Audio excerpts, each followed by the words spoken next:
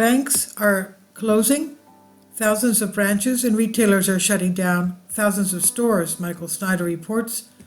If the U.S. economy really is in good shape, then why are so many prominent businesses rushing to permanently shut down locations that were once profitable? As you'll see below, U.S. banks are closing thousands of branches and U.S. retailers are closing thousands of stores. If a new golden age of prosperity is set ahead, that would not make any sense at all. Of course, the truth is that most Americans are really struggling in our current economic environment, and conditions are going to get even worse in 2024.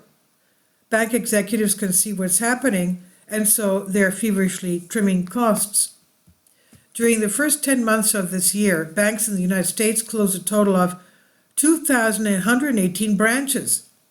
U.S. banks closed 2,118 branch locations between January and the end of October, according to data from S&P Global Market Intelligence. Sadly, branches continue to get shut down at a staggering rate. For example, it's being reported that Bank of America has decided to permanently shut down nearly 24 Bay Area branches or ATMs. Bank of America has shuttered or plans to shutter nearly 24 Bay Area branches or ATMs according to recent filings.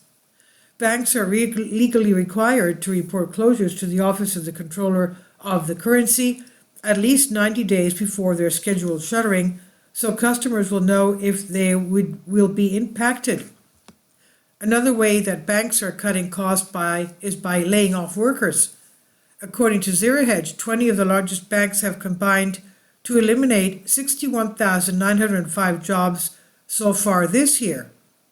A new report from Financial Times shows 20 of the world's largest banks slashed 61,905 jobs in 2023, a move to protect profit margins in a period of high interest rates amid a slump in deal making and equity and debt sales. This compared with the 140,000 lost during the GFC of the great financial crash of 2007-2008. There is no stability, no investment, no growth in most banks, and there are likely to be more job cuts, said Lee Thacker, owner of financial services headhunting firm Silvermine Partners. FT noted that corporate disclosure data and its independent reporting did not include smaller regional bank cuts, indicating total job loss would be much higher. The banks are not okay. In fact, I expect the big banks to make lots of headlines in 2024. Meanwhile, problems continue to pile up for the retail industry. CNN says that Nike is a bellwether for the global economy, and so the fact that the company is planning to cut costs by about $2 billion is not a good sign at all. Nike, a bellwether from the global economy, sounded a warning sign Thursday as the sneaker giant sees consumers becoming more cautious.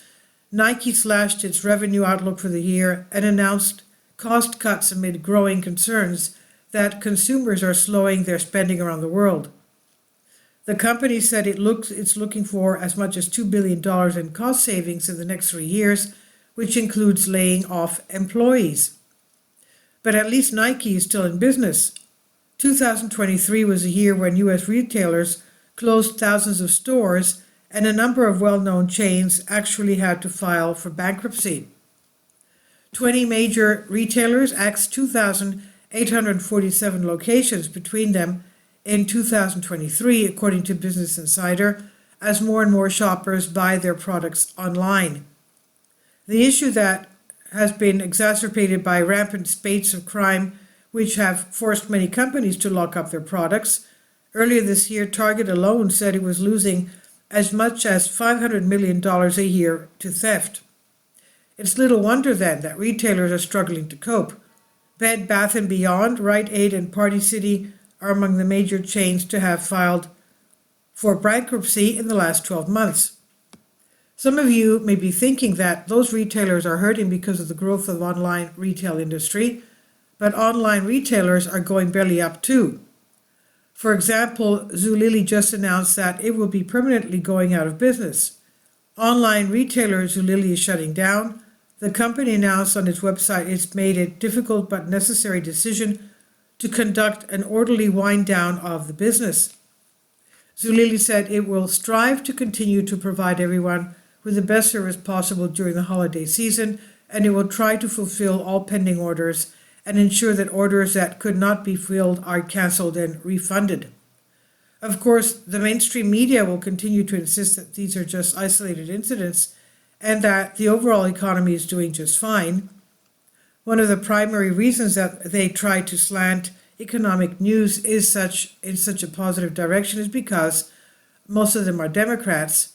A new study from Syracuse University's Newhouse School of Public Communication found that just 3.4% of American journalists are Republican. The study is based on an online survey with 1,600 U.S. journalists conducted in early 2022 and is the latest in a series of studies stretching back to 1971 that take the temperature of the Fourth Estate's partisan lean, job satisfaction, and professional attitudes. When the first iteration of the study came out over 50 years ago, 35.5% of respondents said they were Democrats, 25.7% said they were Republicans, and 32.5% said they were independents. Since the Democrat is currently in the White House, they want you to feel good about the economy, and so you will vote for Democrats in 2024. But everyone can see that the economy is coming apart at the seams all around us, and most Americans do not have a good feeling about what is coming during the year ahead. I'm entirely convinced that the economic trends that we have been witnessing in 2023 will greatly accelerate in 2024.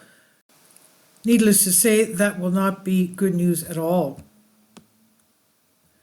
This is by Michael Snyder. He says, about the author, my name is Michael, and my brand new book entitled Chaos is now available in paperback and for Kindle on Amazon.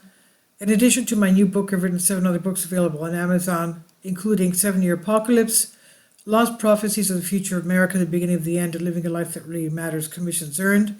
When you purchase any of these books, you help to support the work that I'm doing. And one way that you can really help is by sending copies as gifts to family and friends. Time is short, and I need help getting these warnings into the hands of as many people as possible. I have also started a brand new Substack newsletter, and I encourage you to subscribe so that you won't miss any of my articles. I've published thousands of articles on the Economic Collapse blog and the American Dream and the most important news. And the articles that I publish in those sites are republished on dozens of other prominent websites that are all over the globe. I always freely and happily allow others to republish my articles on their own websites, but I also ask that they include it's about the author section with each article. The material contained in this article is for general information purposes only, and readers should consult licensed professionals before making any legal, business, financial, or health decisions. I encourage you to follow me on social media, Facebook and Twitter, and any way that you can share these articles with others is definitely a great help. These are such troubled times and people need hope. John 3:16 tells us about the hope that God has given us through Jesus Christ. For God so loved the world that he gave his only begotten Son, that whosoever believeth in him should not perish but have everlasting life. If you have not already done so, I strongly urge you to invite Jesus Christ to be your Lord and Savior today. This is on the Economic Collapse blog by Michael Snyder. Please leave your comments, and thank you for your support. Support my Patreon account. The daily posts are 5 videos daily, and they are totally different from what I have on my YouTube channel. Thank you so much for your support and that you find all my content so interesting. You'll find the Patreon account details in the description box below.